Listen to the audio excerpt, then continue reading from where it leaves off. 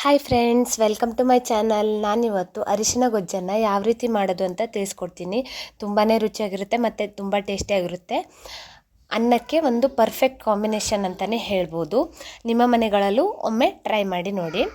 ನಾನು ಮೊದಲನೇದಾಗಿ ಅರಿಶಿನ ಕೊಂಬನ್ನು ತೊಗೊಂಡಿದ್ದೀನಿ. ನೋಡ್ತಾ ಇರ್ಬೋದು, ಈ ರೀತಿ ಒಂದು 4-5 ಪೀಸ್ ಅರಿಶಿನ ಕೊಂಬನ್ನು ತೊಗೊಂಡಿದ್ದೀನಿ.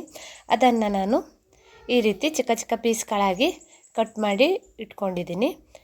ನೋಡ್ತಾ ಇರ್ಬೋದು, ಈ ರೀತಿ ಚಿಕ್ಕ ಚಿಕ್ಕ ಪೀಸ್ಗಳಾಗಿ ಕಟ್ ಮಾಡ್ಕೊಂಡಿದ್ದೀನಿ. ಈಗ ಇದಕ್ಕೆ ಸ್ವಲ್ಪ ನೀರನ್ನು ಹಾಕಿ ಚೆನ್ನಾಗಿ ಬೇಯಿಸ್ಕೋಬೇಕು.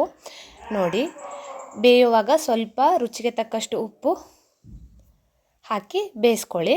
ನೋಡಿ, ಸ್ವಲ್ಪ ಕುದಿ ಬರಬೇಕು ಈ ರೀತಿ. ನೋಡಿ, ಆಗ ಒಂದು ಸ್ವಲ್ಪ ಬೆಲ್ಲನ ಹಾಕ್ಕೋತಾ ಇದ್ದೀನಿ ನಾನು. ನಿಮಗೆ ಜಾಸ್ತಿ ಬೆಲ್ಲ ಕೂಡ ಆ್ಯಡ್ ಮಾಡ್ಕೋಬೋದು. ಈಗ ಇದು ಚೆನ್ನಾಗಿ ಬೆಂದಿದೆ.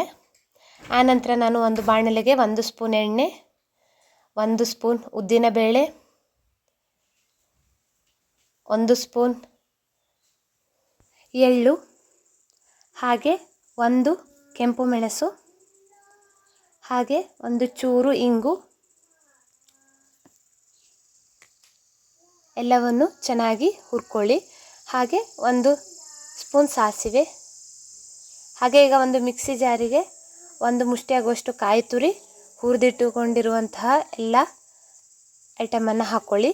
ಆನಂತರ 1 ಚೂರು ಹುಣಸೆ ಹಣ್ಣನ್ನು ಹಾಕ್ಕೋತಾ ಇದ್ದೀನಿ. ಆನಂತರ ಬೇಯಿಸಿಟ್ಕೊಂಡಿರುವಂಥ ಅರಿಶಿನ ಕೊಂಬನ್ನು ಹಾಕಿ ನುಣ್ಣಗೆ ರುಬ್ಕೋತಾ ಇದ್ದೀನಿ. ನೋಡ್ತಾ ಇರ್ಬೋದು ಎಷ್ಟು ಚೆನ್ನಾಗಿ ನುಣ್ಣಗೆ ರುಬ್ಕೊಂಡಿದ್ದೀನಿ ಅಂತ.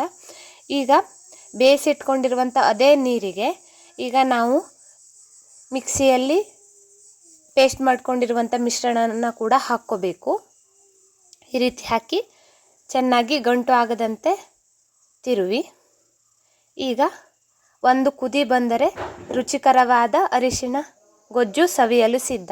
Thanks for watching. ನಿಮಗೆ ಈ ವಿಡಿಯೋ ಇಷ್ಟ ಆದರೆ ಲೈಕ್ ಮಾಡಿ, ಶೇರ್ ಮಾಡಿ, ಕಮೆಂಟ್ ಮಾಡಿ. ನನ್ನ ಚಾನಲ್ಗೆ ಸಬ್ಸ್ಕ್ರೈಬ್ ಆಗಿ. Thank you.